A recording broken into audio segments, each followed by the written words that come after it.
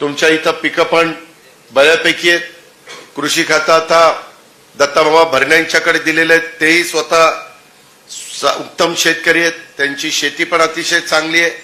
ऊसाची शेती असेल, डाळिंबाची असेल, केळीची असेल किंवा आमच्या द्राक्षाची असेल, अशा पद्धतीनं वेगवेगळ्या प्रकारे शेती करणारा हा शेतकरी, त्यांचं संपूर्ण परिवार, संपूर्ण कुटुंब हे शेतीमध्ये काम करत असतं. मी त्यांना फार पहिल्यापासून त्यांच्या चुलते आणि त्यांच्या वडिलांच्या पासून मी त्यांना ओळखतो.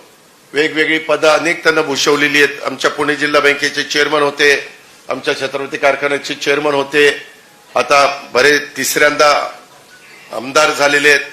तुम्हाला आश्चर्य वाटेल, तो शेतकरी आहे, त्याचा ऊस स्वतःचा म्हणजे एकट्याचा नाही, नाहीतर पुन्हा त्याच्या मागं काहीतरी उठायचं.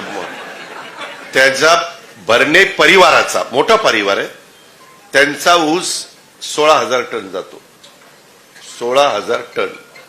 त्यांची द्राक्षाची बाग 45 ते 50 एकर आहे. डाळिंबाची बाग 45 ते 50 एकर आहे. 8 देशामध्ये त्यांची द्राक्ष एक्सपोर्ट होतात. केळी पण अतिशय उत्तम आहे. तुम्ही कधी जर आला त्या भागात तर तुम्ही बघा, अतिशय उत्तम शेती करतात ही सगळी लोक. सांगायचं तात्पर्य, मोठा शेतकरी आहे परंतु कष्टातनं पुढे आलेला आहे. त्याच्या आजोबांच्या, त्याच्या वडिलांच्या काळामध्ये अतिशय, तेव्हा तर जमिनीच्या किमती काय होत्या तुम्हाला माहिती आहे.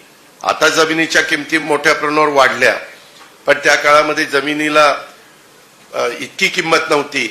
पण लांबनं पाणी कुठनं उजनीवरून आणलं, कुठून वेगवेगळ्या भागातनं विहिरी पाडल्या, बोर पाडले आणि प्रत्येक पाण्याच्या थेंबाचा वापर हा व्यवस्थितपणे केला, ठिबकचा वापर केला. अशा पद्धतीनं हा आडाचा शेतकरी आहे आणि त्याच्याकडे सध्या ती जबाबदारी आपण दिलेली आहे.